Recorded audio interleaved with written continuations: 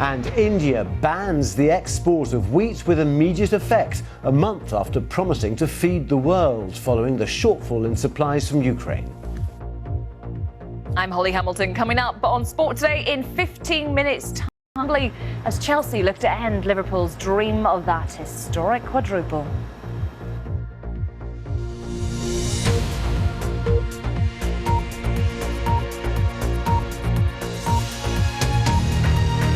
Phone call between the two leaders on Saturday. President Niinistö said the conversation was direct and straightforward and was conducted without aggravation. In response, Mr. Putin said it would be a mistake for Finland to give up its neutral military status. He added his city was no longer being shelled by the Russians and people were gradually returning. Well, the US think tank, the Institute of the Study of War, earlier said Russia had failed in its efforts to encircle Kharkiv and now appeared to be concentrating on getting... You can see the Palace of Culture is almost completely destroyed. It has nothing to do with military infrastructure. It's a civilian facility. It's a scene replicated right across Ukraine's second city, much of which has been... Its defenders have resisted and now repelled the Russians. The battle for Kharkiv, it seems, has been won. It's a very different story from that of Mariupol, where Russia seems confident enough of victory. Fight. Today nobody can predict how long this war will last, but we're doing everything in order to free our land as soon as possible. This is our priority. Every day to work towards making the war shorter. However, it doesn't depend only... Turned from a constructive economic platform, as it was created, into an aggressive militant player, which is already declaring its ambitions far beyond the European continent. All over the Kharkiv region, the scars of the military aggression. In a statement and following a meeting in Germany, G7 foreign ministers reiterated their support for the sovereignty and territorial integrity of Ukraine and other nations. India, because up until recently, India was saying, no, we're not going to stop this ban. In fact, on April the 1st, they sent trade delegates out to countries like the Philippines and Morocco to talk about increasing wheat exports. But the reason that they're doing this now is the motivation behind this is that rising prices demand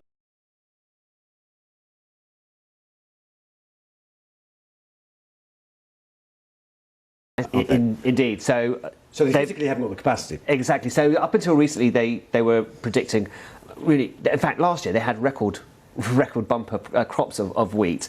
In fact, they exported 7 million tonnes, which is 250% more than they did the previous year. So it just goes to show that it was doing pretty well, but they've suffered. Heat has been terrible in India, 45-degree heat, and that heat is expected to last until next month's monsoons as well. So they've reduced their forecasts on wheat production by 5%. There is the greatest disaster his country has ever faced. Pyongyang says 21 people have now died from the virus in the past day. The British Prime Minister Boris Johnson has revealed that 50 migrants have been told that they will be sent to These 27 people have been killed after fire swept through a 4-storey office building in Delhi. Police have arrested 2 people suspected of overlooking safety regulations. They also want to speak to the owner of the office block, who they say is on the run. Zubair Ahmed reports from Delhi. They are still waiting to hear the news of their loved ones who were trapped in a blaze that engulfed an entire office block in a suburb of the Indian capital on Friday afternoon. My daughter Sonam was inside the building so badly that they can only be identified through DNA. The building is completely gutted. Emergency workers were still busy on Saturday afternoon removing the debris. These 2 worked in the CCTV and cable office, which and that had loads of garbage, which made it difficult for people to escape. Shockingly, there was no exit in the front of the building. The only exit at the rear was filled with smoke and leaping flames. With the publication, with the pub, that they've actually spoken to the pub's landlord. The problem is that the Star Inn here has been refreshing locals for at least 150 years in a hamlet outside Redruth called, you've got it, Vogue. The BBC's John Henry. Vogue asking for the pub to change its name. I thought it was one of the locals having a bit of a laugh, yes, I did. And then I looked further into it and found out, no, they were serious. They are serious. So here I can say that. Last year, the pub registered at Company's House as the Star in Vogue Limited. But in March, the magazine's publisher, Condé Nast, wrote that could cause a problem, fearing the public could think the two businesses within 7 days, or Condé Nast would take appropriate remedial steps. Mark wrote back all right, promising a parish Vogue magazine and maybe even Vogue fashion show, including regulars.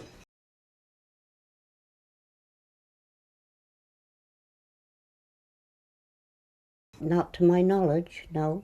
Have you ever read Vogue magazine? No. No. No. Today, Condé Nast said further research would have identified they did not need to send such a letter. And the pub won't be changing.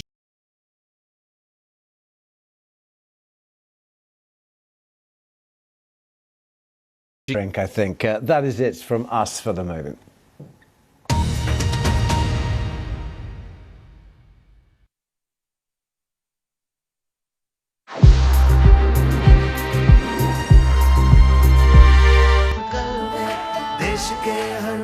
कभी परछाई बनके कभी विश्वास बनके दिल में साहस का एहसास बनके उम्मीदों को सच्चाई के रंग से सजाते हैं मुश्किल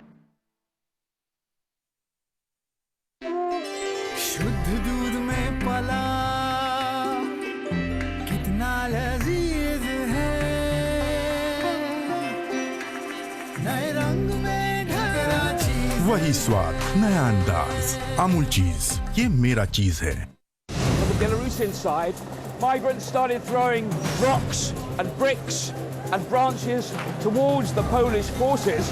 A week of commemoration is just a few hundred meters away from where I'm standing now. You can hear the sound of shooting and explosions. This is a storm that has now claimed at least 14 lives overnight. You had people rushing to their basements. We break was a hell. Behind every headline. I had this feeling that I'm entering a prison. There is a human story. Listen. Kenya. Our mind and the unity we have. That's the powerful things in the world. Our world. This weekend on BBC World News.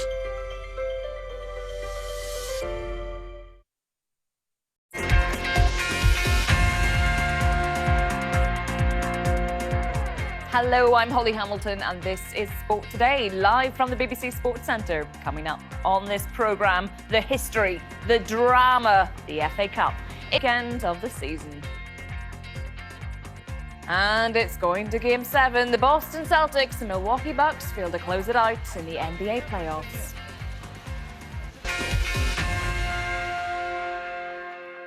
Hello, well, Liverpool haven't actually been in an FA Cup final since 2012. That's when they were defeated 2-1 by Chelsea. And Klopp is the first manager to reach the finals of the Champions League, the FA Cup and League Cup in the same season. But this is the one... Luck to go away with a trophy. We are aware of that, but we feel again well prepared, and the atmosphere is right. The momentum is okay after the reaction. And if results go their way on Sunday, well, they could finally end that long wait to be crowned champions once again. John Bennett is in Milan ahead of their huge game against Atalanta. Inter and AC Milan's iconic home, which is... We know that a great objective, the Serie A title, is still missing, and I think this is a positive tension. There is conviction, there is trust, there is awareness that we can really reach what was, until a few months ago, an unexpected objective. It would be a joy for everyone. 100% they will win. They always win, actually. AC Milan's last Serie A title trophy is up there, won 11 years ago. They are so close to adding another of those trophies to this collection. One point, but as an Inter fan, I will believe in it till the end. The atmosphere at San Siro could well be as intense as it's ever been when Milan take on Atalanta. If they win and Inter drop points in the late game... Ends an intriguing battle between Arminia Bielefeld and RB Leipzig. Now, the hosts need a win to stand any chance of avoiding relegation out of the top flight, while RB Leipzig need at least a point to guarantee a top 4 place. And France, with the trophy in the cabinet already, the foot seems to have come off the gas for PSG. They blew a 2-0 lead to share the spoils with Troyes in their last match. In golf, Phil Mickelson, one of the biggest names in the sport,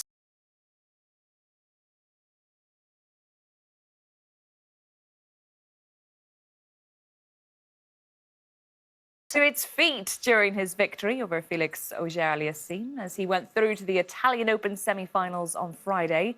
Now, while he is still seeking his first title of the year, this win does mean he'll stay world #1 for another week. 108-95 on Friday night to force a 7th game in their Eastern Conference semi-final.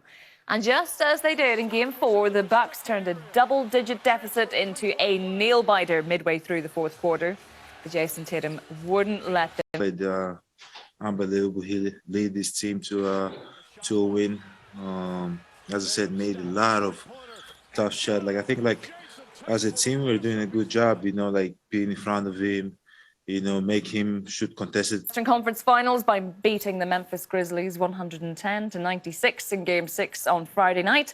Stephen Curry scored 29, while Klay Thompson got 8 3-pointers on the way to 30 points. I just got to appreciate every single night. And to the NHL, the Florida Panthers rebounded in overtime to make sure they wouldn't need to go home to finish their first round series against the Washington Capitals. Carter Verhaeghe scored the overtime.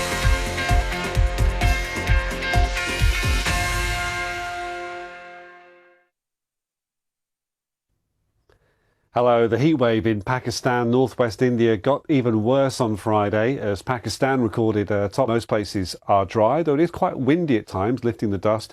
Also through southern areas of India and into Sri Lanka and also the northeast of India and Bangladesh. We've got a different weather story here. We've got areas of quite heavy downpours in places, some thunder like 50 degrees Celsius at this time of year. There is just no break. And since April, it has just been constant heat.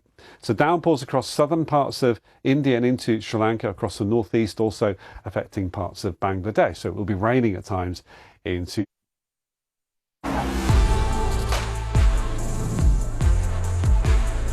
Indulge in the luxurious, the most spacious, and supremely comfortable BMW 3 Series Grand Limousine. O problema do Brasil tem resolve com arma. And these women could be the kingmakers.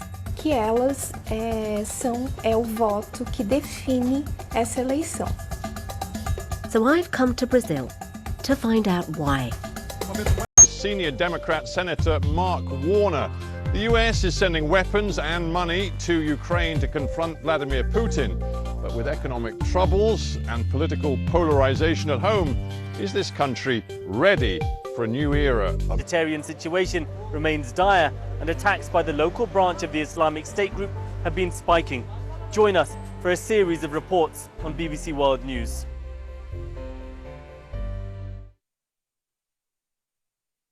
Discovery to explore new destinations around the globe and uncover hidden sides to some of the world's favourite holiday hotspots with the Travel Show team.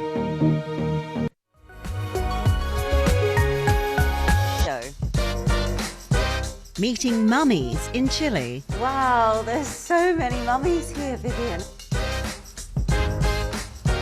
Grannies in Austria. This is our open kitchen where the grandpas and grandmas, they...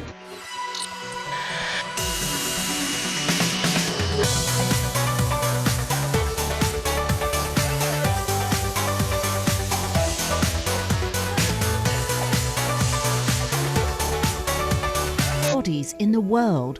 Evidence of an overlooked culture that once lived and thrived here on the western coast of South America.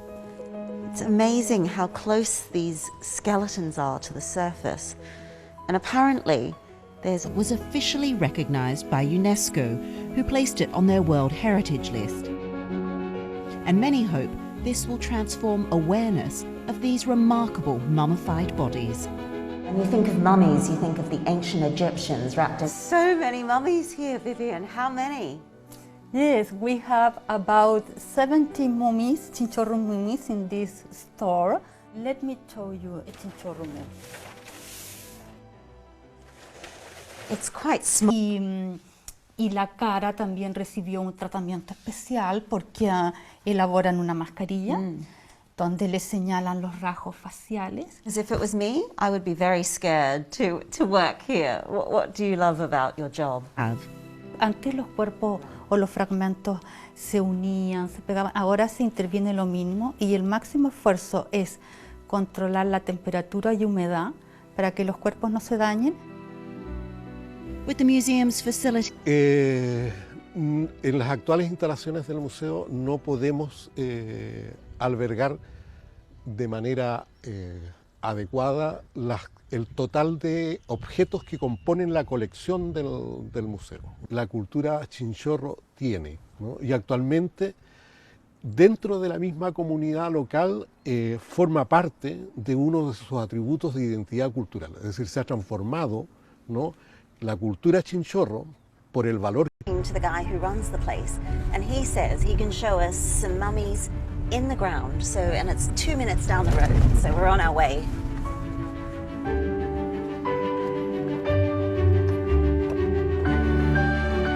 The remains. Wow, it's so close to the road.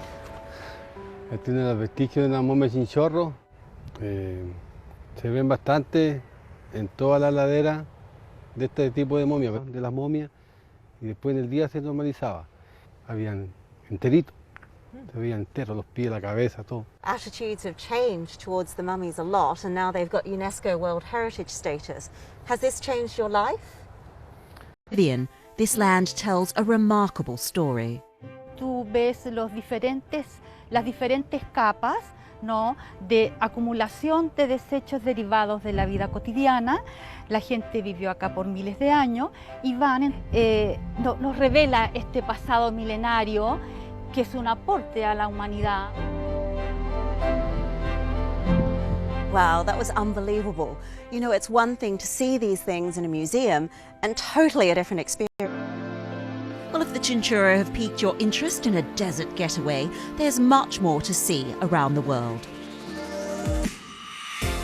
Why not start your desert explorations with the world's biggest sand desert, the Sahara? Huge range of animals to see here, and it's a spectacular way to learn about this challenging desert environment. And for those in search of a thrill, dune bashing can be done all over the world, like in the deserts of the United Arab Emirates. We have old recipes from the grandmothers. With secret ingredients. Yes.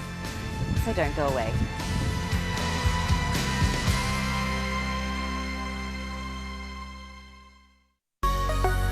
The Travel Show.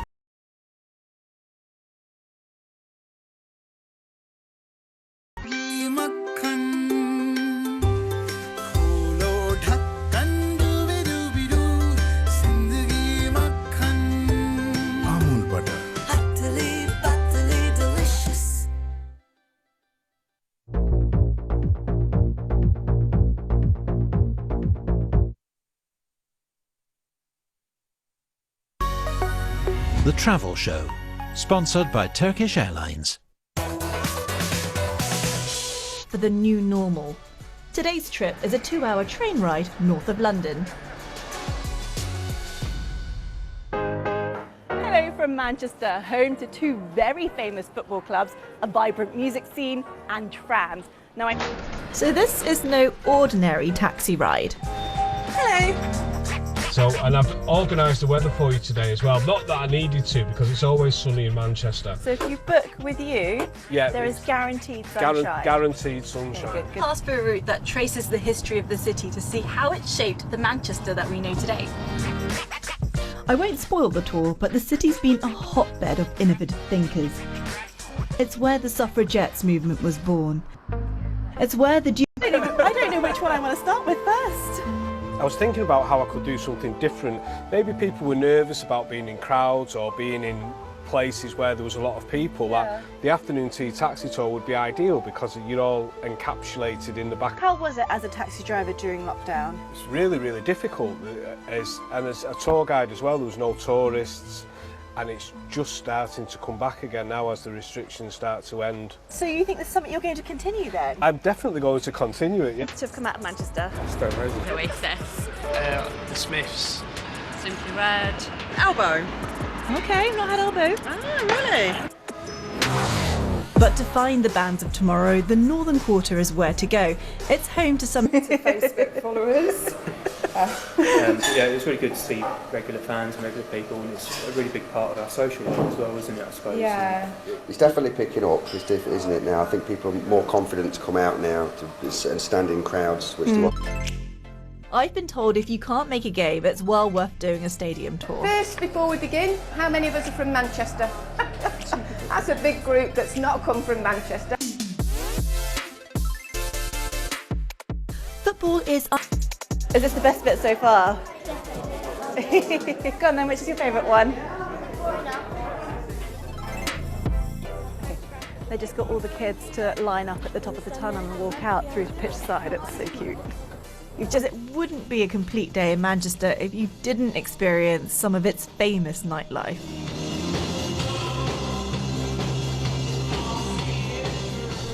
Manchester is definitely springing back from a very tough few years. Transforming the experience, especially staffed by the elderly in an effort to bring back a taste of the good old days. You get a lot of good cakes, especially in Vienna, but the best cakes you get from grandma. And this is our open kitchen where the grandpas and grandmas bake their lovely cakes, different cakes. We have chocolate, we have apple strudel, we have Kardinalschnitte, everything. And everything is fresh, everything is homemade. And it's kind of the 30 years old, and I live in this flat since 48 years. I must say, old people, please go out. You can work in Vollpension, you can cook, you can speak with the guests, and it's better you are a Slav, and I think it's my job. People at home are always very lonely, of course old people, and yeah, I think it's just a great idea to communicate with them. We've heard that they really have old recipes. There's no more coffee house, but what can we do with our grandmothers? So we had the brilliant idea of taking grandma's knowledge and putting it online. So we built an online baking academy where you can learn baking, and we even kind of went international. We invited grandmothers and grandfathers from all over the world to join us with their baking knowledge. Right now we're about 35 elderly people, have baking courses and everything. We'd love to hire even more, but we're still a small social business. A lot of elder people in Austria are live by themselves, so they're like a bit isolated. They have so much to give, and they just need a place where they can express it.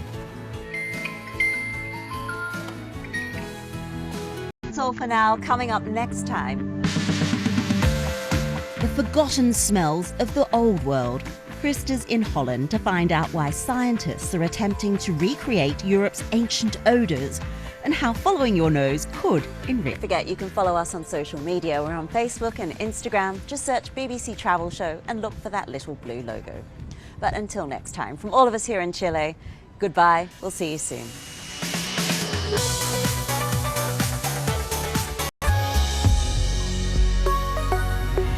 The Travel Show, sponsored by Turkish Airlines.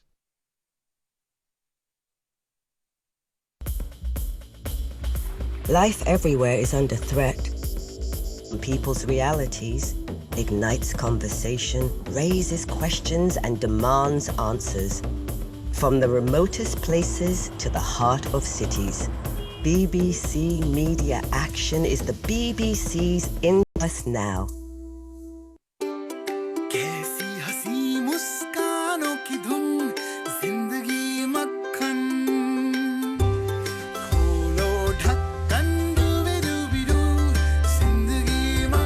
swarm of bees would. I'd love to be a cyborg.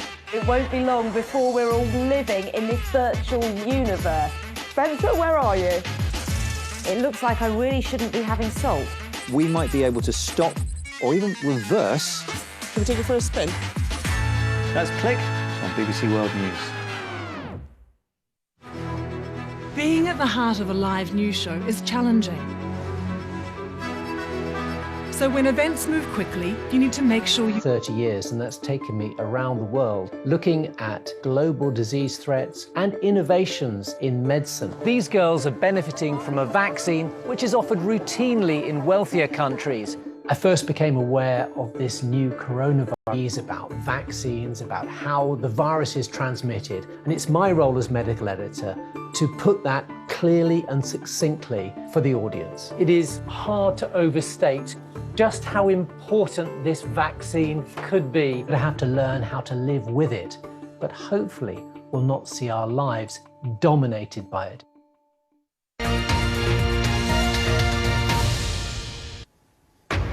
You're watching BBC World News with me, Tim Wilcox. Our top stories. Putin that his country will apply for NATO membership in the next few days. In a phone call between the two leaders, President Saudi Niinistö said the conversation was direct and straightforward and it was conducted without aggravation. In response, Mr. Putin said a group of leading industrialised nations say they will never recognise international borders that Russia tries to alter through military aggression. Following a meeting in Germany, G7 foreign ministers reiterated their support for the sovereignty and territorial integrity in the Baltic, in Wolfenhaus. But they're expected with you in a few hours' time. What are we expecting there? Yeah, Tim, it's a busy day for foreign ministers. The 30 foreign ministers from the NATO Western Military Alliance is saying it's not particularly happy with this idea. And I think the likes of America and the UK will be trying to work out whether this is temporary opposition from President Erdogan of Turkey, or whether it represents a bigger stumbling block, really. For Finland. But in reality, they are closer and have been closer to NATO, haven't they, in terms of troop involvement, training and other areas like that?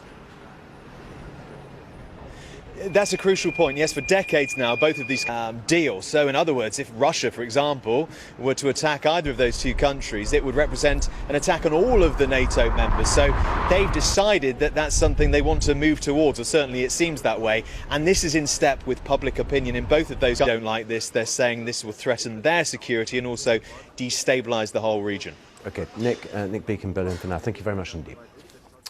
Well, in Ukraine, the mayor of Kharkiv has told the BBC that the Russians have withdrawn from Ukraine's retreat. This used to be the Palace of Culture in Dogachi, a small town on the outskirts of Kharkiv. We were hit by rockets. 3 floors were breached. As you can see, the Palace of Culture. It's a very different story from that of Mariupol, where Russia seems confident enough of victory to be redeploying troops to the Donbass region.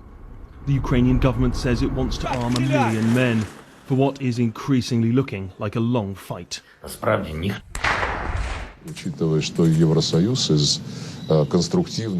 EU has turned from a constructive economic platform, as it was created, into an aggressive militant player, which is already declaring its ambitions.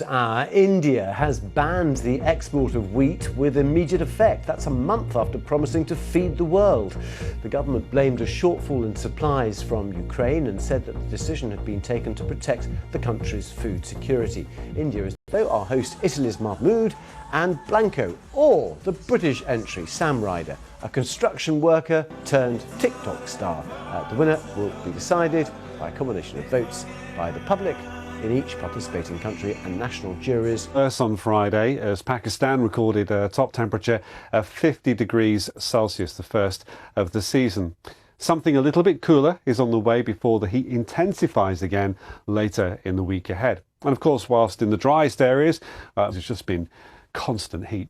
So downpours across southern parts of India and into Sri Lanka, across the northeast, also affecting parts of Bangladesh. So it will be raining at times into Dhaka. Mumbai is dry. Colombo, we're going to see some downpours here occasionally.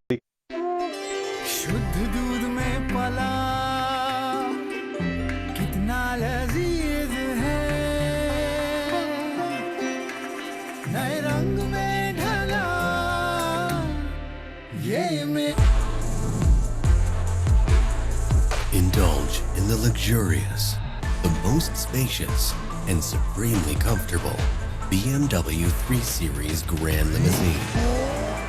Welcome to the Grand Wong for Follow the Food on BBC World News. This programme asks plain questions with the help of the unrivalled range of BBC journalists right across the world and gathered here in this building. That's why we call our programme Unspun World. On BBC World News.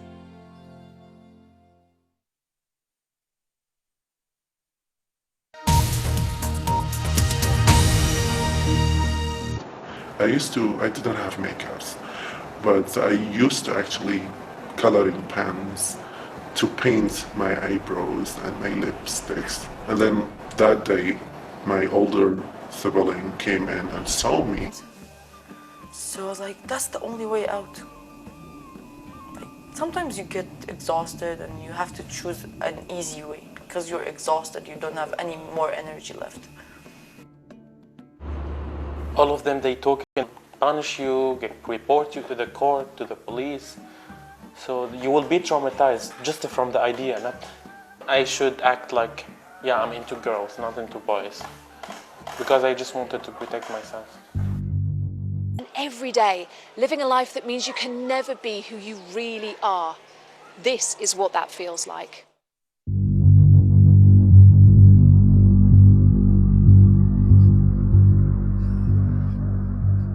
Didn't go by the dress, but I kept the wigs on. I was horrified myself. It was like 1 a.m. I was driving in my own car.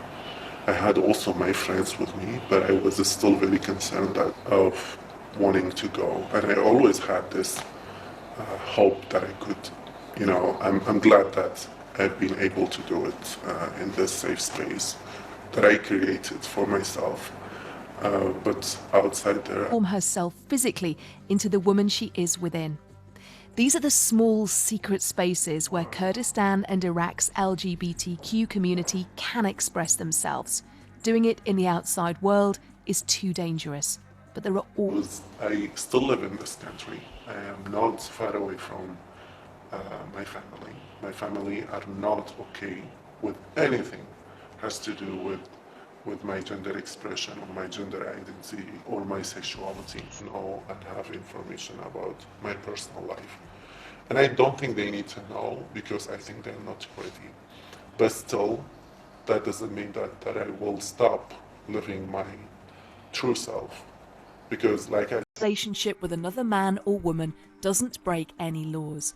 But the social stigma is huge. If you ask why, you'll get different answers. Community, tradition, religion, but intolerance is everywhere. And Vareen is 22 and non-binary. They just quit their job as a lifeguard because of the harassment from customers. Some of the men asked crude personal questions about Vareen's sexuality. Some women said they felt like you're either woman or like man, and you're straight both ways. Because they don't understand it, the reason they don't understand it is because of the education. Once they're off duty, in a private, safe, it's almost impossible. You'll be able to stay here because you're young, and already you have so many problems. Do you ever think of leaving? Iraq is like a red zone, and we don't have visas to anywhere. Like I really want to study. Like I'm a normal person. Even though I'm non-binary, I'm a normal person. It affects everything, literally. Even your mental health, the most important thing in your life. And I have a really bad depression because of that. It's really, really bad. And when we talk about dangers, how severe can that be? The level is like, you get killed. Even get to that conclusion, and they kill him. They're like, you're a shame to the family. You're a shame. You shouldn't exist. You know those stuff? Killings are a very real threat for the LGBTQ community here. That was the victim's brother. It's just another example of the dangers that LGBTQ people told us they navigate every day, not just from society, but often from their own relatives. Adam lives in a... As you can see, it is late and it's cold. But when everything you do every day, every move you make, every moment that you spend outside is scrutinised and might put you in danger, then places like this are the only... The people like who need like space or a place like to be alone. What's different about... How can you act differently when you're here? I don't know, but like there is a lot of green and like spark. You feel like you're in totally different place. Yeah. Back at home, things are different. Like so many other gay men here, Adam lives quietly and carefully, so he doesn't draw attention to himself. Changing here anytime soon? Not at all. Not at what happened in Baghdad two weeks ago. They killed a 13-year-old boy just because they thought that he's gay. I don't. Being gay. Really?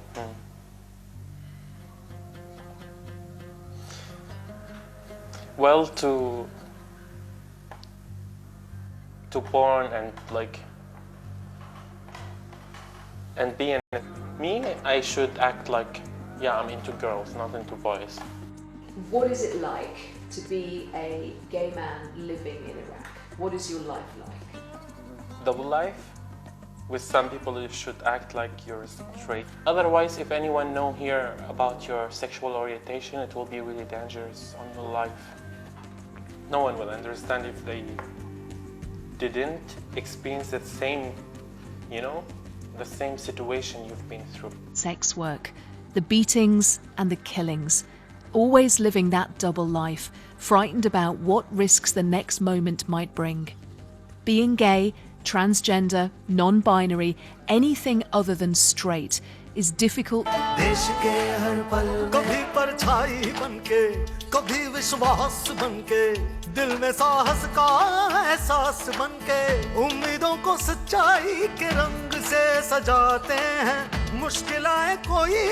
now, that nowhere is safe.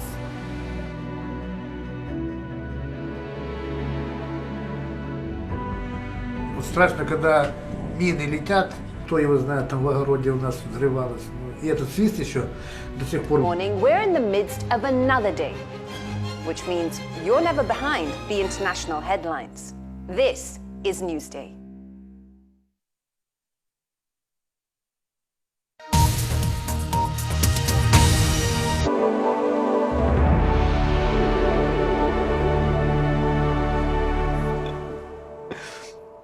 Hello and welcome to the programme which brings together the foreign correspondents who write, blog and broadcast for audiences back home from the Dateline London. Poll for the first time in the century since Ireland was partitioned. To discuss all that and more in the studio are Brian O'Connell, former bureau chief in London for the Irish broadcaster RTE, Eunice Goish, Portuguese journalist and university lecturer and newly created Britain, and tell him that the situation has changed. How big a change is this, do you think? I think if you looked 10 years ago and said this, it was impossible. This was a religion in these two countries, neutrality, the concept of a cohesive Western agenda. I mean, you have even, Hungary is a bit of an outlier, but even Hungary towing the line with NATO, with the EU.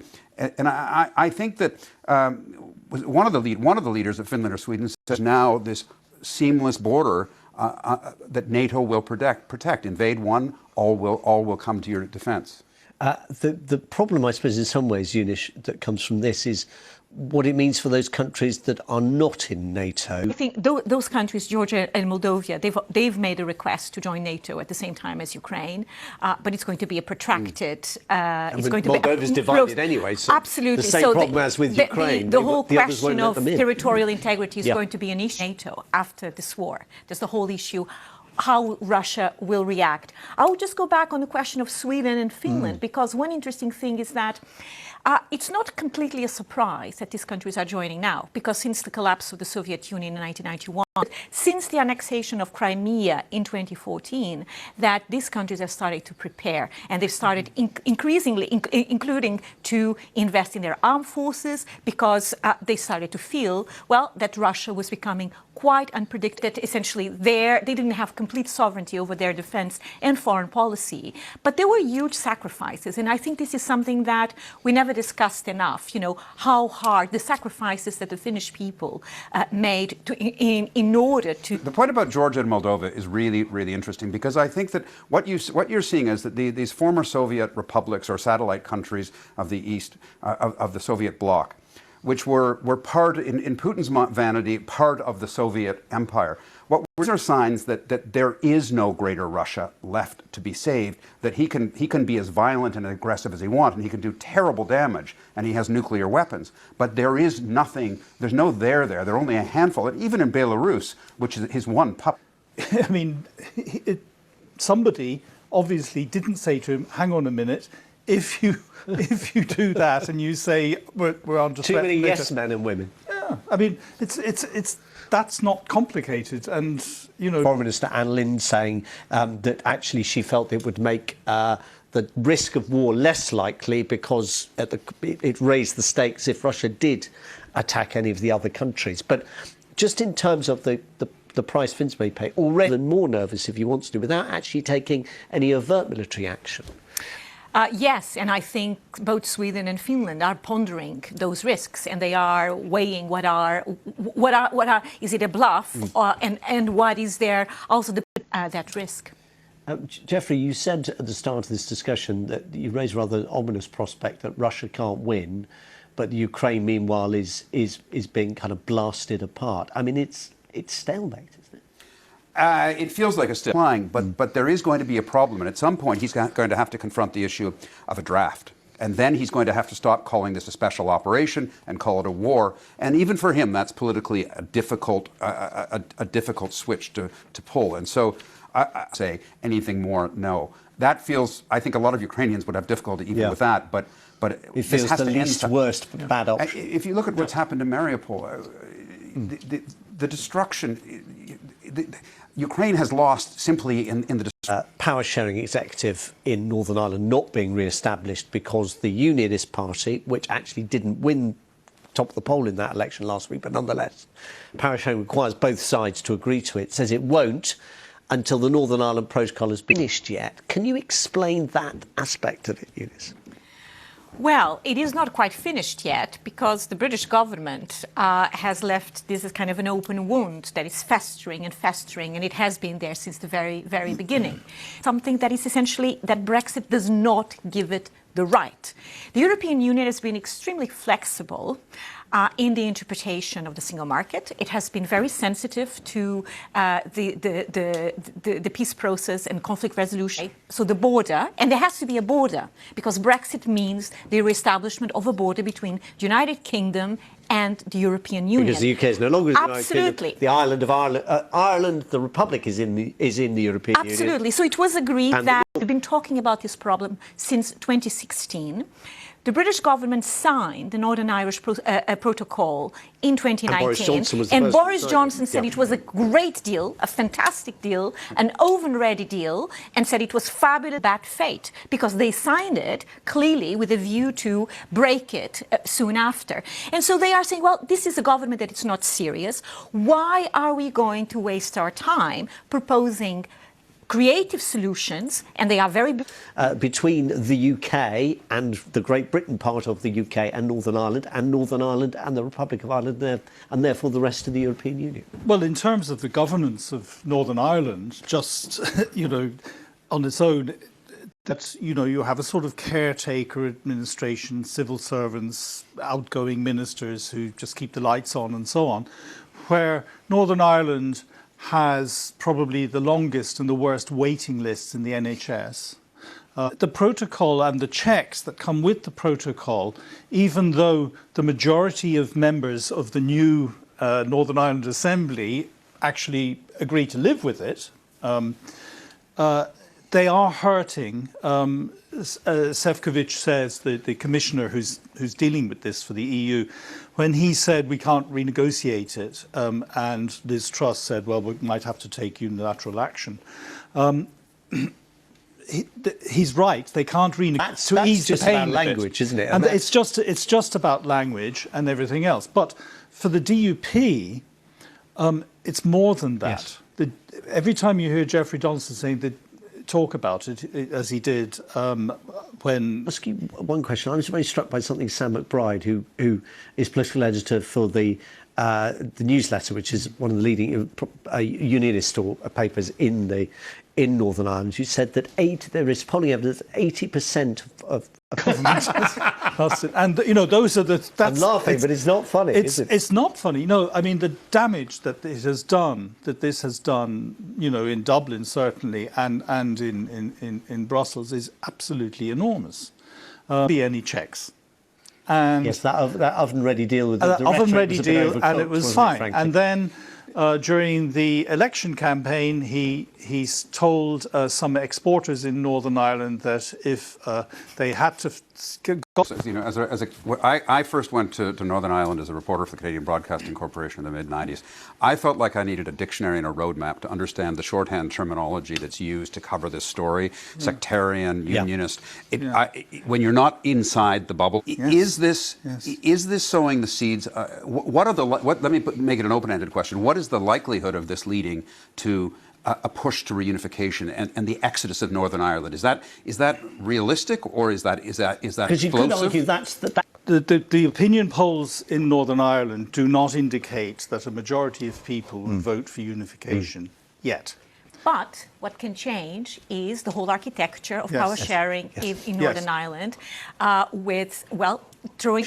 It's not a simple solution, though. That's the problem. It is, when you come to have a referendum in Northern Ireland and in the Republic of Ireland as well, you come into the whole thing of, because if you look at the election results from the most recent Stormont elections there last week, you'll see that the Alliance Party, which is the cross-community, non-sectarian party, is growing fast. And within that, there's a lot of younger... Becoming head of state. How did he do, Eunice? Well, he performed like maybe a monarch in waiting. Well, I only paid attention to one thing. So he was sat on a throne, but crucially, the crown was in another. Kind of phasing in, sort of, and he's pretty frail, and it was kind of hard to listen to him because he wasn't very engaging. And I think. I mean, there are many bigger issues on the planet than talking about this, I have to just say. But I just think that it's very interesting to see. Government will take measures to ease the cost of living crisis. Not a single jot or tittle of any of that was reflected in that speech at all. Nothing. Although apparently we're told that cutting lots of civil service jobs will help the cost of living crisis. Yes. Do you think we're in that, obviously in that process of transition? Do you think there is a plan to help us to make that seamless, or is it still going to be such a terrific shot when this woman who's been for most people all their lives the head of state on the postage stamps? That's an open question. Jeffrey Kaufman, Eunice Goish, Brian O'Connor, thank you all very much. Thank you too. More next week. Bye-bye.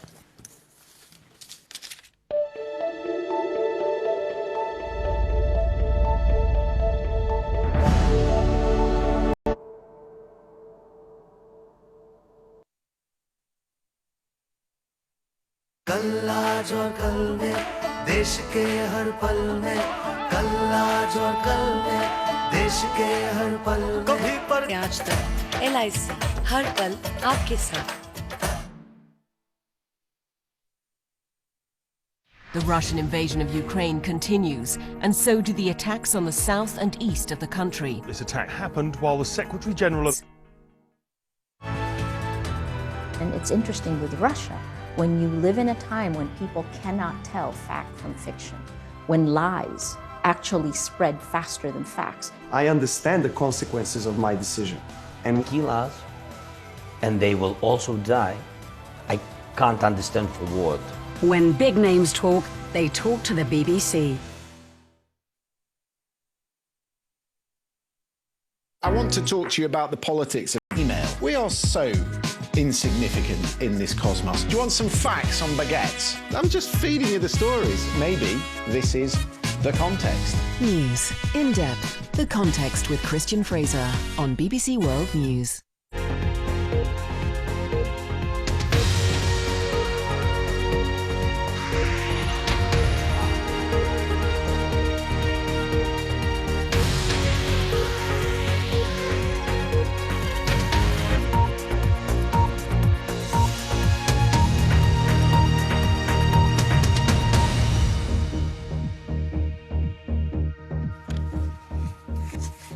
Hello, welcome to the programme. Finland's president has said that the conversation was direct and straightforward and was conducted without aggravation. In response, Mr. Putin said it would be a mistake for Finland to give up its neutral military status. Russia shares a 1,300-kilometre-long border of leading industrialised nations say they will never recognise international borders that Russia tries to alter through military aggression. Speaking at a meeting of NATO foreign ministers in Germany, the G7 reiterated their support for the sovereignty and territorial integrity. Would join NATO. Now, for that to happen, they need unanimous support of the current existing 30 members. At the moment, Turkey is the only country which is saying it's not particularly happy with this idea, and I think the likes of America and NATO, haven't they, in terms of troop involvement, training and other areas like that? That's a crucial point. Yes, for decades now, both of these countries, Finland and Sweden, have been NATO's closest partners without actually being join NATO. That the Finns are taking this decision. They say it will keep their own country safer. Also, they're part of Europe safer. And we know that Moscow really don't like this. They're saying this will threaten their security and also destabilise the whole region. Think tank, the Institute of the Study of War, earlier said that Russia had failed in its efforts to encircle Kharkiv, which has been under constant bombardment. Russian troops are instead now focusing their attacks in the Donbass region, which is seeing some of the heaviest fighting. And now repelled the Russians. The battle for Kharkiv, it seems, has been won. It's a very different story from that of Mariupol, where Russia seems confident enough of victory to be redeploying troops to the Donbass region. The active West has declared total hybrid war on us, and it's hard to predict how long all this will last. But it's clear the consequences will be felt by everyone, without exception. Any dude. All over the Kharkiv region, the scars of the battle for Ukraine's second city. This is unlikely to be a turning point in this conflict, but with Russian supply lines now in Ukrainian sights, make no mistake, this is a major... Un has described the COVID outbreak as the greatest disaster his country has ever faced. 21 people have died from the virus in the past day. 170,000 new cases have been identified. In all, more than 500,000 people are now reported to have shown symptoms. 5 countries will be taking to the stage in Italy later for the final of the Eurovision Song Contest. Nearly 200 million people are expected to watch the show. Ukraine are the favourites to win. The bookies have Ukraine's Kalush Orchestra as odds-on favourites to win with their 50 degrees Celsius, the first of the season.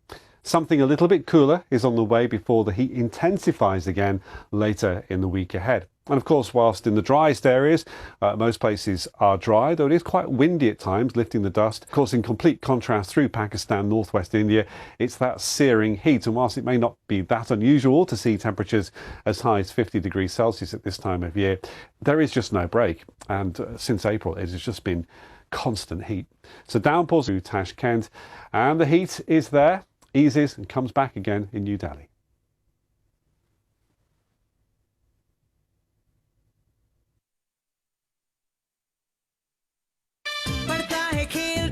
झूलता है कल आज और कल में रहते हैं देश के हर पल में रहते हैं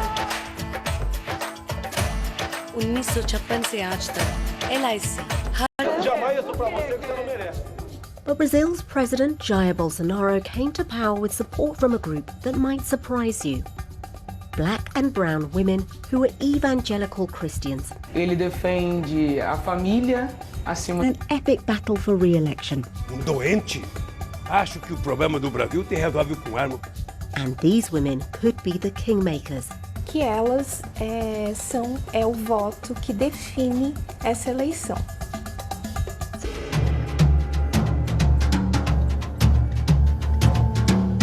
Europe has emerged from the pandemic only to be confronted with war in Ukraine. All the while, Russia's ally China is driving and labor exploitation we had in the country so far. China denies it's exploiting workers and European governments. But who's really benefiting from this modern-day Silk Road? We cannot be driven out. To the offices.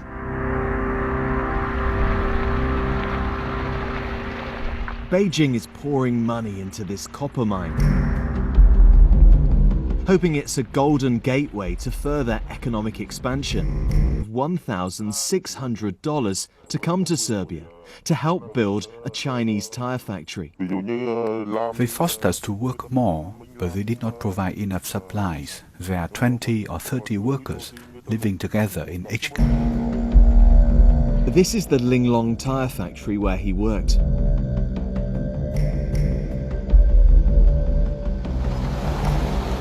We've seen employment contracts that appear to be copied and pasted from the Middle East. It's part of a wider campaign against Chinese investment. And he said, does the country really want to scupper a $900 million deal for the sake of some Vietnamese workers? This is the most visible. Up a firm friendship with China, a bond on clear display when the president visited Beijing earlier this year. You can count on Serbia as a true friend. Doesn't matter what kind of pressure or different type of influence.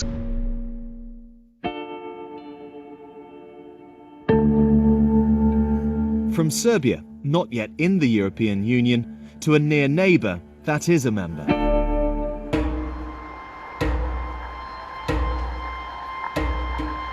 Greece is emerging from the shadows of the financial crisis more than a decade ago. Its economy among the fastest growing in the and other public assets. When you get this close, you can see just how huge these container ships are. And day in, day out, they're bringing tons of goods, which will then be dispatched to all corners of Europe. And this is a crucial...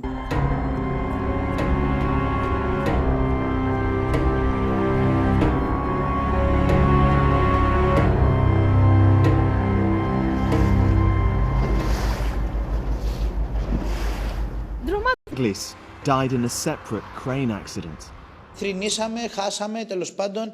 death was a result of the intensification of our work and the fact that there were not enough safety measures in place. We went to meet Marcos Bekris, the chairman of the... We can win at the same time with the worker, when they are exploiting our strength so that we produce all this wealth. The Chinese owners didn't respond to our questions about the various concerns at the port. To find out. Yes, Minister, how good to see you. Greece's foreign minister says although a European buyer would have been preferable, the port will be a success for both Beijing and Athens. The truth is that China took over Piraeus, and now Piraeus, no reason to doubt it, probably will become #1 or #2 in the whole of Europe. So that's a huge improvement, and the investment is substantial. So having said that, on our economic relations, I think both parties benefit. China has an entry point for its substantial Chinese investment in Greece, but we judge the investment on commercial grounds. I mean, if the Chinese want to invest, we're a free country and a free economy.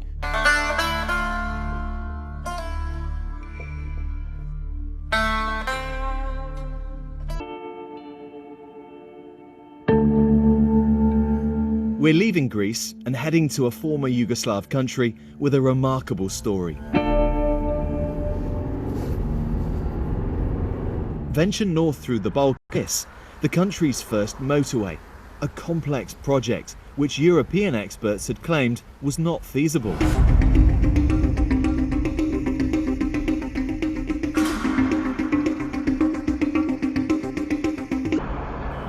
In the 6 years of construction so far, only 41 kilometers have been built. And what about the cost? €1 billion, which must be paid back to Beijing. Or China could seize other assets. And it's held up as a warning to the rest of Europe as China pursues its Belt and Road Initiative. It's still a secret. We didn't see the main project design of. Some say the motorway shows why Europe should take greater precautions to protect itself when Montenegro's new government hopes the deal will not bankrupt the country. But those who've had to deal with the legacy of it also urge caution. We need investments. If the China is the only one interested in investing in you, yeah, I say go for it, but just be. From Montenegro to a fellow former Yugoslav country that has turned to the West. Croatia has been part of the European Union for the past. With the United States, and to reject all future Chinese investment and big infrastructure projects. And so as China's modern-day Silk Road expands in its many forms, individual European countries will need to weigh much problem in satisfying both the EU, NATO, US and China.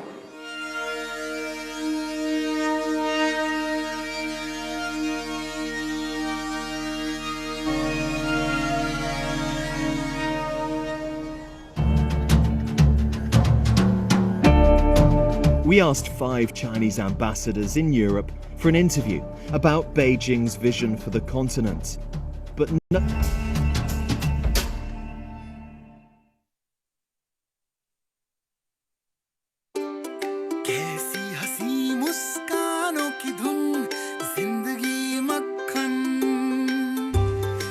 About the politics of this. Did she not think she was going to get that question? It's important to remember that this is a negotiation. It's a good photo of. I have an opportunity to create chaos. There is always an email. We are so headline. I had this feeling that I'm entering a prison. There is a human story. This is our world. I just seen the cops kill somebody. A series of documentary films that reveal the... San Francisco is battling a drugs and homelessness epidemic. What's it like living here? Lawless. So what will it take to clean up this city? Our World, Fixing San Francisco on BBC One. We are living in an era of seismic challenges. Our global food system faces never-before-seen stresses, from the climate crisis, population growth, and fracture the heaven. It's a quest to meet the greatest challenges that are facing humanity. We have to wake up and we have to feed the world. That's a big job. And create systems. The food will be vacuum slingshot all the way to the basement of the hotel. And prevent valuable ingredients and resources from going to waste. Yeah, you potentially can lose the lot. We have created the idea of waste. There are distribution centers like this all over the world, bringing in foods from the 4 corners of the planet and distributing them to restaurants, retailers, and people at home. But what if I was to take up to 4 tons globally in our food system through food loss and food waste every single year? To put that into numbers, it's been estimated that 1.3 billion tons of food produced for human consumption never gets to this enormous global problem. We could solve world hunger because we already produce enough food to feed the planet's population. I want to see for myself where loss and waste occurs across our food chain. And some basics. Pete, hello. Thank you so much for giving us your time. Pete Pearson is the Senior Director for Food Loss and Waste at the World Wildlife Fund. Help me navigate the terminology here. Food loss. You have to throw it away. So waste is a function more of like consumption gone awry. And where does most of this loss or waste occur in the food supply chain? I think one of the biggest things we need to realize is it's largely unmeasured. It can prevent loss and waste if we design things better. Right? If we develop better partnerships, if all of the actors in the supply chain take responsibility for food loss and waste, then we can really make a difference, right? Even if a crop successfully survives the harvest, there's still a risk of food loss when in storage. You must be Robert. Yes, good Otherwise morning. I've just wandered into the wrong field. Welcome. Robert Neal runs a 533-hectare cereal farm in the Scottish borders, and each year storing his harvest comes with a giant risk. It is an ongoing battle. Maintaining optimum temperature and moisture levels for these massive stores is a fine art. And once it's in here, I mean, this is really dried and seeds are biologically designed to... What happens if it goes above 14? Well, mold can start growing, it starts to heat, and then germination goes, a whole host of reasons that would be rejected, and then I've lost thousands of pounds. So essentially, this could be just a giant compost heap. Yep, you potentially can lose the lot. It's the vulnerable part. Once collected from the center, the grain is loaded into a monitor to make sure the moisture is no higher than 14% when it enters the food chain. Do you know, it's amazing for me to think that with another team, literally just around the corner, on an even more cutting-edge solution. Dr. Lorenzo Conti is the founder and developer of Crover, a time-saving tool that can reduce the losses suffered in grain stores. What am I here to see?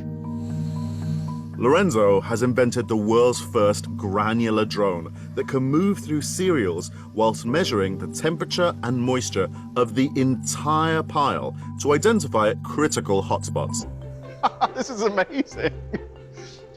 So its burrowing mechanism literally just works by fins that come in and out and can twist in independent directions. It's kind of beautifully simple. And you're controlling this through a nap at the moment. Yeah, so we're trying to make it autonomous so that some... the cereal to help maintain its quality. So it sounds like even I could figure out how to use this. Yes. You know where I'm going. Would you like to have a go? Absolutely. This is what it's all about, right. Okay, so there's only 4 controls here, so it's pretty straightforward. So let's get it to bury itself. It's transformative stuff. The grain robot is just one of the innovations that could reduce loss at the farm stage of the food chain. Next, I want to look at stage 2 of our waste chain, distribution. It's been estimated that and packaging. This figure is even higher in less developed regions, such as sub-Saharan Africa, where it's thought between 40 to 60% of post-harvest fresh produce, rich in vital calories, even if a reliable electricity infrastructure isn't in place. So Code Hubs is a 100% solar-powered walking code room. It is deployed in farms and marketplaces. To enable down south, we build Code Hubs in marketplaces because most of the food coming from the north comes down to the south, where you have an upcoming middle class who are actually requesting for high quality food. For farmers, refrigeration is vital. We set out with a watchword that we are going to solve food spoilage due to lack of cooling. Our goal was to deploy 100% solar-powered walking cold rooms, and at today, to $120 simply by saving those losses that were prevalent then. We want to deploy up to 1 million Code Hubs all across Africa within the coming years, and that is what we want to do, and we know we can achieve it all across Africa. Stages of the food supply chain can reduce food loss. Next, I want to find out what manufacturers and retailers are doing to make a positive difference along our waste chain. This is Hyde's in-house made fertilizer, and surprisingly, it's all from... While also nurturing the land and the farmers who grow on it, 2 words: sustainable agriculture. That means the soil stays healthy, the environment stays healthy, and the farms, you get it. So what does that look like? At Corteva Agriscience, and ensuring we can keep growing it. BBC experts check the facts behind the stories making the headlines. Go to the BBC News website and app to answer any questions you have about the big stories of the day. In association with Corteva Agriscience.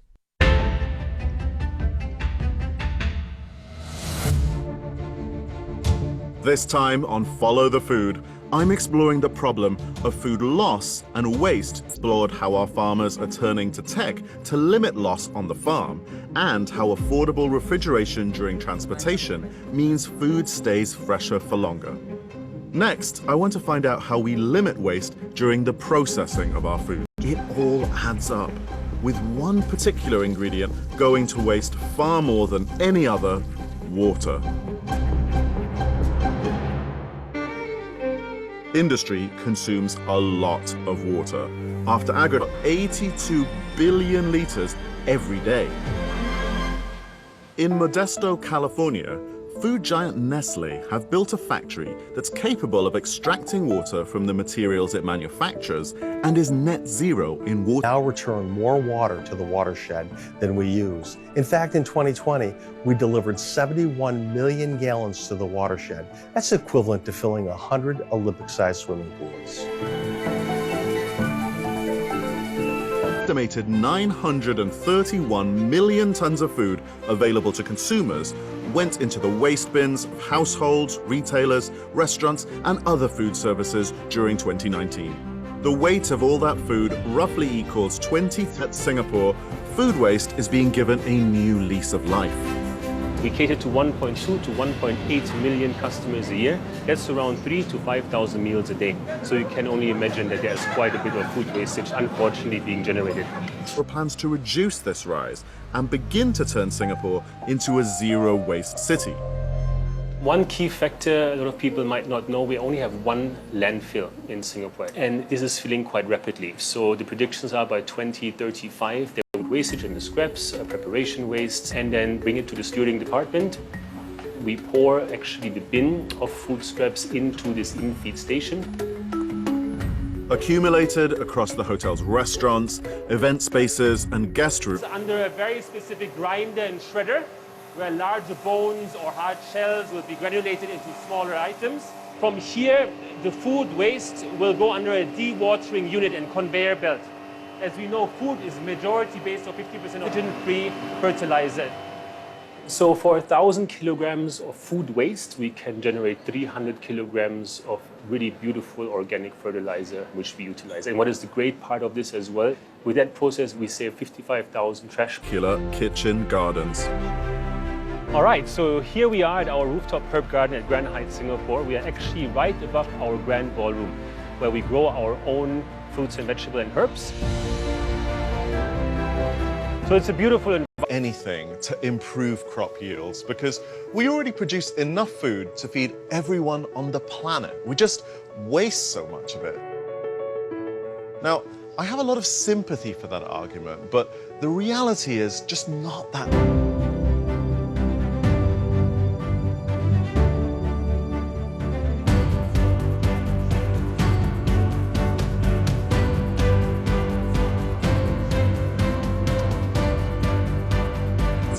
DNA is the core to everything that we grow.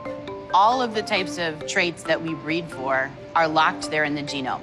We're just trying to unlock those pieces and combine them in a way that will be most beneficial to farmers, consumers. Mapping the oat genome, we wanted to make sure that in the years to come, we would continue to innovate in the oat for the consumer and build the Quaker brand.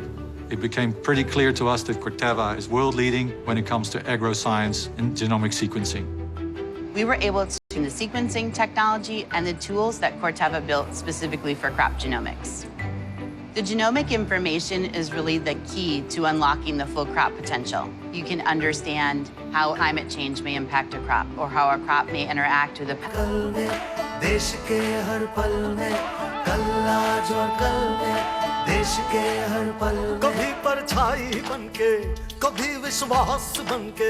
दिल में साहस का एहसास बनके कल आज और कल में रहते हैं देश के हर पल में रहते हैं 1956 से आज तक LIC हर पल आपके साथ।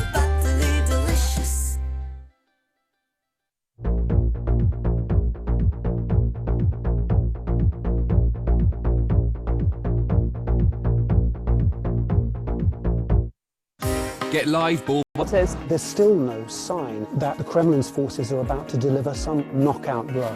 See the headlines as they happen with breaking news alerts in the app and get the full story with bbc.com/news. Follow the story for all the latest. What does that mean? Next we have to step back and let's just remind ourselves this is all part of the same story. Piece the story together with Ros Atkins. Outside Source on BBC World News. for NATO membership within days. President Putin has called the move a mistake. The mayor of Kharkiv tells the BBC Russian troops have withdrawn from his city, which has been under constant bombardment since the invasion began. Of wheat with immediate effect, a month after promising to feed the world due to a shortfall in supplies from Ukraine.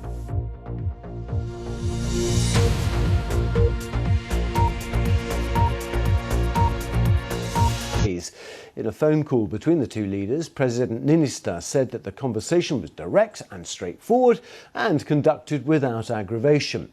In response, Mr. Putin said it would be a mistake for Finland to give up its neutral military status.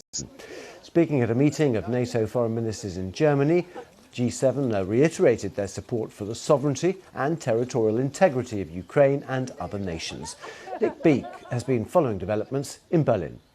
It's a busy day for foreign ministers and the UK will be trying to work out whether this is temporary opposition from President Erdogan of Turkey or whether it represents a bigger stumbling block really to these two Scandinavian countries joining the alliance. Finland and Sweden up until... That's a crucial point. Yes, for decades now, both of these countries, Finland and Sweden, have been NATO's closest partners without actually being members of the club. And of course, the key change would be, if they join, is that they're part of the mutual security. I mean, it's shifted in the past 3 months or so. The polls show that most people are now in favour of that. And interestingly, today, the Finnish president told Vladimir Putin in a phone call that it was because of his invasion of Ukraine and the way he said that they're saying this will threaten their security and also destabilise the whole region. Nick Beek in Berlin. Well, in Ukraine, the mayor of Kharkiv has told the BBC that the Russians have now withdrawn from Ukraine's second biggest city in the direction of the Russian border. Earlier said that Russia had failed in its efforts to encircle Kharkiv, which has been under constant bombardment since the invasion. Russian troops are now focusing their attacks in the Donbass region, which is seeing some of the heaviest fighting. Located right across Ukraine's second city, much of which has been reduced to rubble. But Kharkiv is known as a fortress city. In this invasion, it has earned that name. Its defenders have resisted redeploying troops to the Donbass region. The Ukrainian government says it wants to arm 1 million men for what is increasingly looking like a long fight. That this conflict will continue is maybe the only thing that both sides agree on. Has declared total hybrid war on us, and it's hard to predict how long all this will last. But it's clear the consequences will be felt by everyone, without exception. Any diplomatic solution? All over the Kharkiv region, the scars of the battle for Ukraine's second city.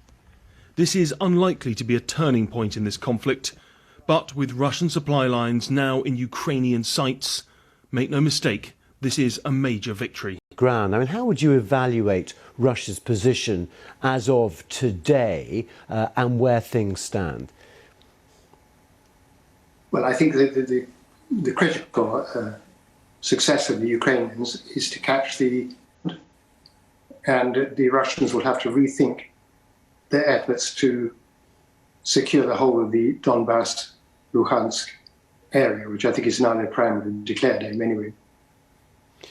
You mentioned the deployment. Doubt whether he had any real consultations with his military advisors beforehand, because the way the system works there would be, he would say roughly, I would like to do this, do you think you can? And for Finland and Sweden seeking to join NATO, and perhaps really quite quickly. Well, they are both significant powers, and they are both significant powers in relation to Russia, in principle.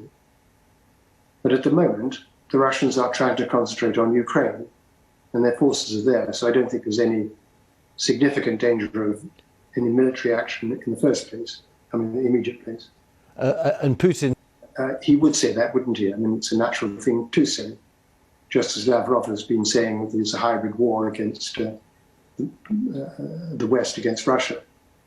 You left Russia just as Putin with threats perhaps he may be facing domestically at home because of the sanctions, and also perhaps his illness, which of course is right across social media. Nobody really knows quite what is going on. What are you hearing?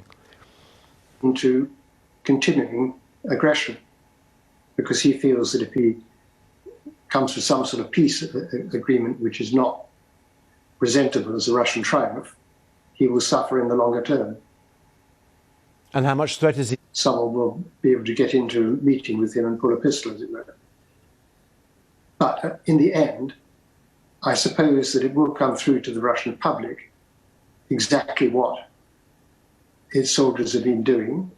Supreme Court decision to overturn the Roe versus Wade case that legalised abortion nationwide. Large rallies are expected in New York City, Washington, LA and Chicago. Last week, an unpublished draft abortion of federal law, even though it was led by Kamala Harris, the Vice President. We'll have more on this in the next hour. Let's have a look at some of the other stories making the headlines, though, at the moment. The North Korean leader Kim Jong-un has described the COVID outbreak as COVID-19. The Cup is played every 4 years, featuring 24 national teams from across the region. China continues to pursue a zero-COVID policy, imposing strict lockdowns in major cities. The British Prime Minister has revealed that 50 world's second biggest wheat producer after China, but a heatwave is believed to have caused yields to slump by as much as 50% in northern parts of the country. Let's cross live to Chandigarh. Devinder Sharma is an agricultural policy decision, especially, I mean, it's such a U-turn after the first statement. Well, there is no denying that it is a U-turn, because the government only a few weeks back had said that they will be able to provide food for the rest of the time. The government doesn't want to take a chance with the domestic requirement of wheat that is required in this country to feed 800 million people who are below the poverty line or who are part of that National Food Security Act, who have to be, ensured a threat. But the government must have known about the yield forecast and indeed, obviously, the heat waves.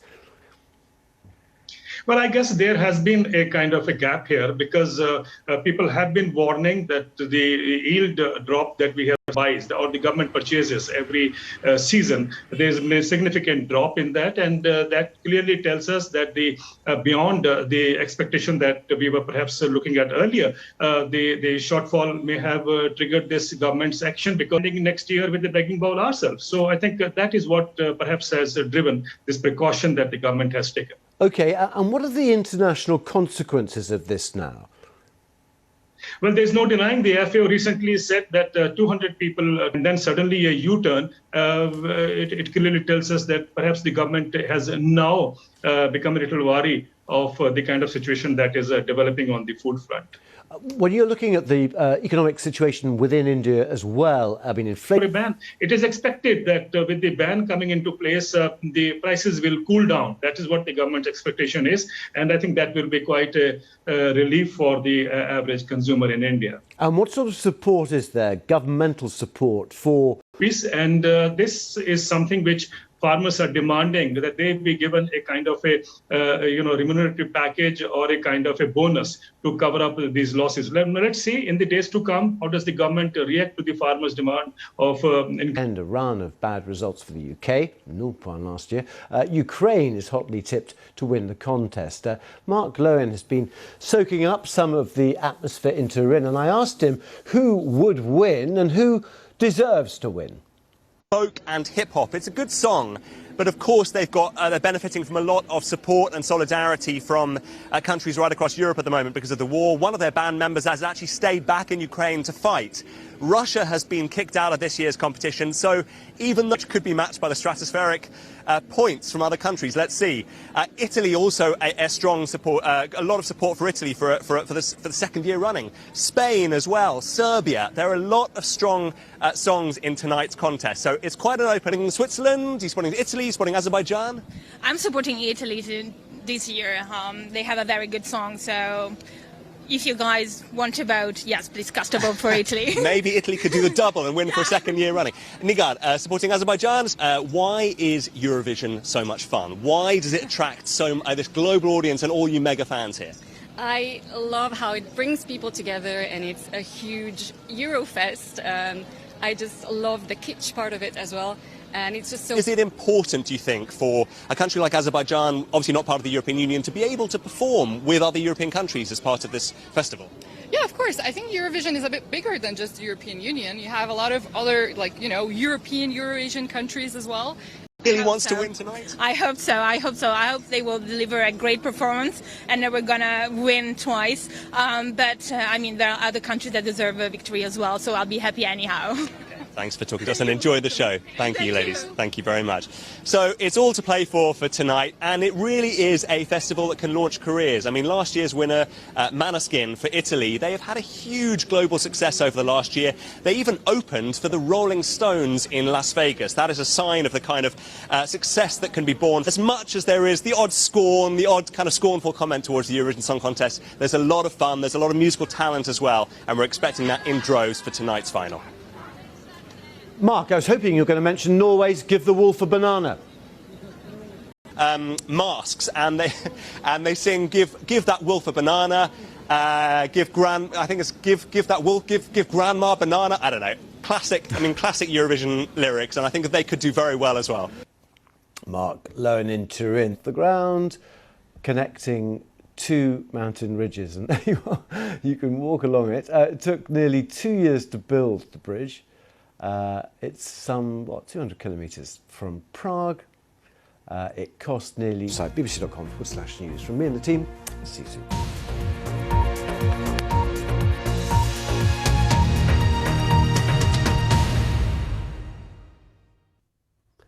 Hello. The heatwave in Pakistan, northwest India, quite heavy downpours in places, some thunder, lightning and gusty winds too.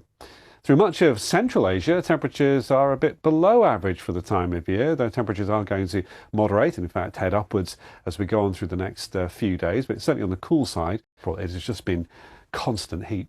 So downpours across southern parts of India and into Sri Lanka, across the northeast, also affecting parts of Bangladesh. So it will be raining at times into Dhaka. Mumbai is dry. Colombo, we're going to see some downpours here occasionally.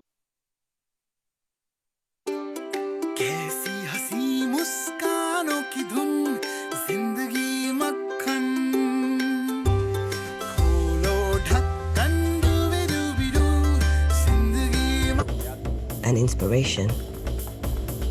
BBC Media Action connects people, shares experiences, builds knowledge, boosts confidence, and inspires action. Check the facts behind the stories making the headlines. Go to the BBC News website and app to answer any questions you have about the big stories of the day. Reality Check. Get the facts straight. Across Cambodia on BBC World News. Hard Talk is in Washington. My guest is senior Democrat Senator Mark Warner. The US is sending weapons and money to Ukraine to confront Headlines. The Finnish president has spoken to Vladimir Putin to tell him that Finland will apply to become a member of NATO within days. Russia has called it a mistake and threatened retaliatory action. The mayor of Kharkiv has told the BBC that the Russians have now pulled back across the United States against a probable Supreme Court decision to overturn a ruling legalizing abortion. Large rallies are expected in New York City, Washington, LA and Chicago. And India has banned wheat exports because of crop losses caused by the war in Ukraine. Those are the headlines.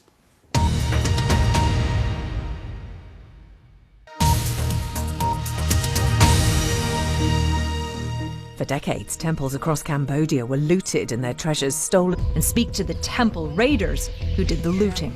This one.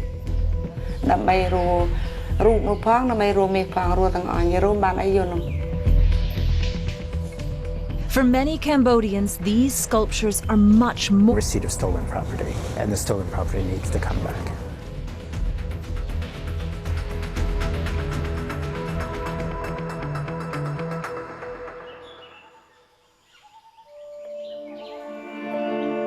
But many will spend what little they have to come here.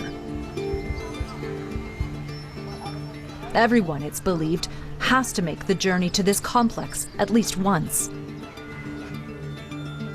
But even though Angkor treasures are gone. So this is a contrast you'll see repeated over and over again in Cambodia's most famous temple.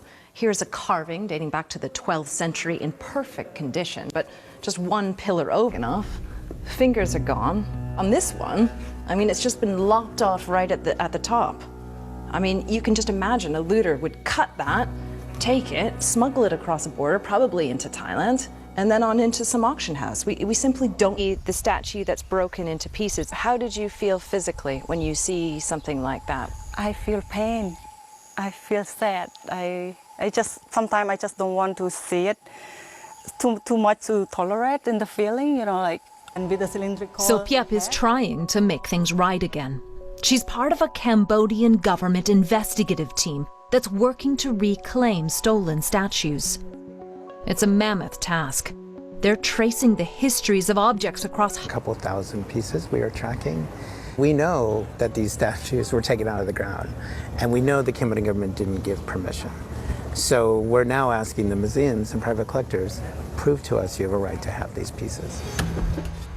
These were once on display in the US, but it was the perfect match of their feet left behind in Cambodia that proved they'd been stolen. They're now reunited, the pride of Cambodia's National Museum. Authorities are now on the hunt for more treasure. They're tracing the looters who originally dug up the antiquities. We have the whole network of informants who we're working with, and we are going site to site where we understand they came from and interviewing people in that area and then collecting all that information. The Iron Princess doesn't want to be identified because she fears other looters may come after her for revealing crimes committed decades ago. Years before being systematically dismantled in the 1990s. And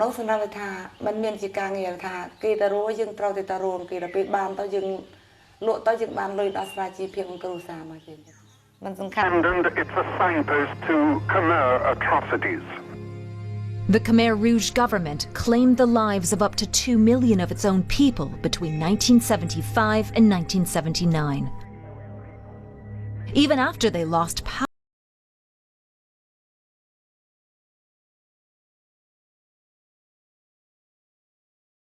sites he used to pillage.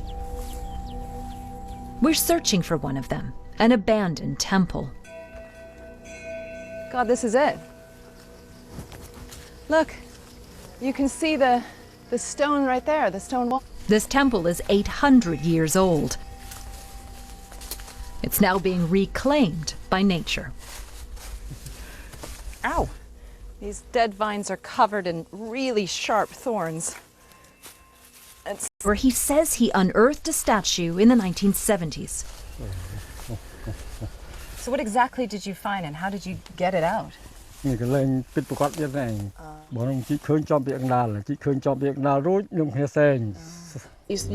is what you took it from inside there. The investigative team has carefully traced the statue's likely journey. They're confident the one Red Horse identifies. Museum told the BBC, "Our understanding is this acquisition was made in accordance with the laws at the time, and further research into the object provenance did not uncover any evidence to suggest it was illegally exported. We have not received it carefully and respectfully, responding in due course." I also showed the Iron Princess, a selection of antiquities that are currently held in London. Okay, these are items in the Victoria and Albert. $500 US. Iron Princess says she sold a statue that looks like this one in the V&A, but the team has yet to make a direct match. Now, looters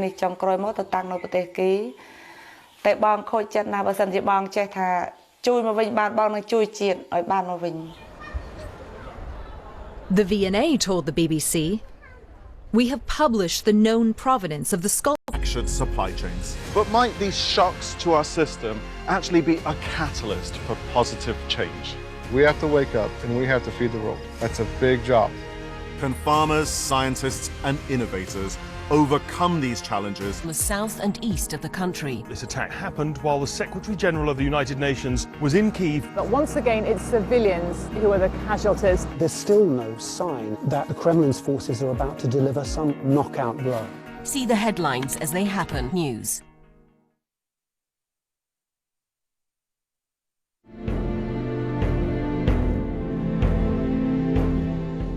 Questions about Cambodia's illicit antiquities trade have led investigators to some center of the trade in stolen antiquities.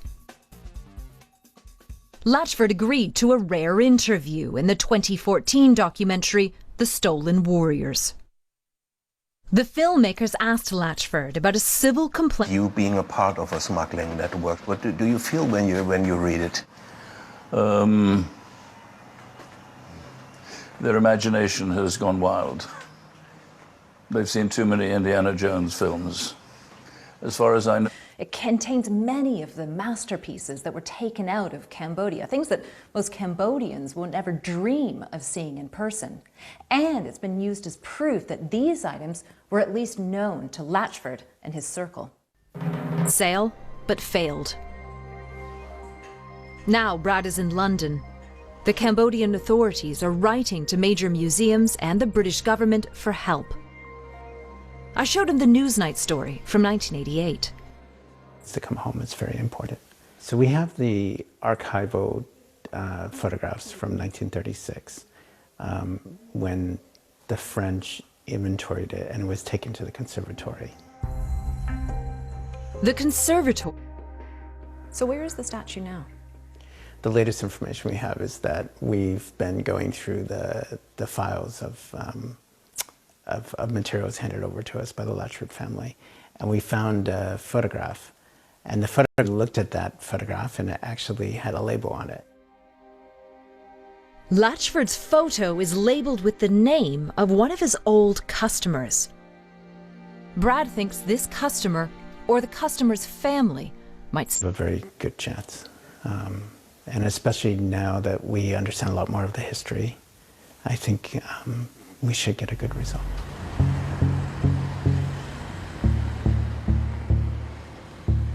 The Cambodian I arranged with the Cambodian government that every Khmer artifact in his possession, whatever its provenance, would become the property of the Kingdom of Cambodia when I obtained control of it.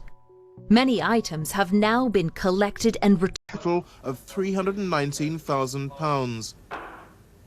Brad and his team have tracked down the five-headed Shiva. It was sold at Sotheby's to a private collector. In 1993, it was in 2023. Prime Minister Hun Sen has been in power for 3 decades.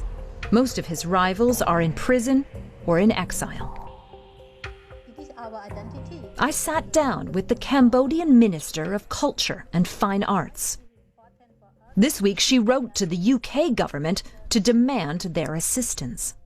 Minister, some people will say your country has problems with corruption. It has a worsening human rights record. Belong to us, belong to Cambodian people.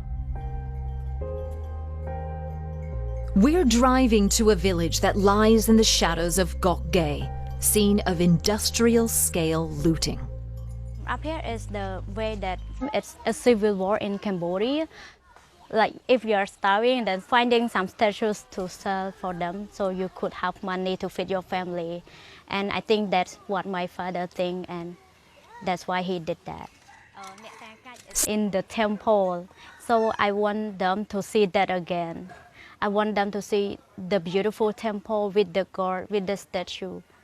So I think it is my obligation as a younger generation to bring those gods back home. Country, our people, because people need to pray. They pray. It's a living culture. It's a living God.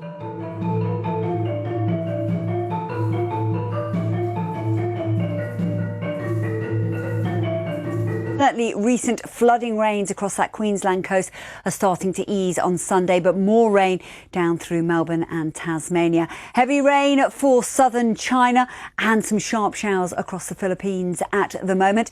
Looks likely we'll see some very straightforward and a good deal of quiet weather across much of Europe at the moment. Some heat building across Iberia. Some heat will trigger some showers, heavy and thundery into northern France. For South America, we've got some rain pushing out of Uruguay and some northwest. The weather, sponsored by Qatar Airways.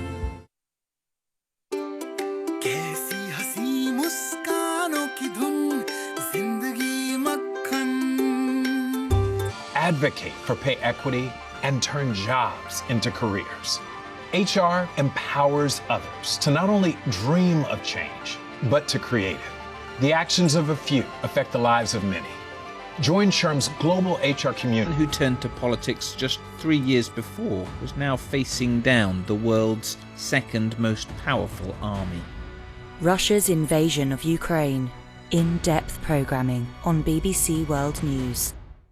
This press of government, frontline experience that helps me know who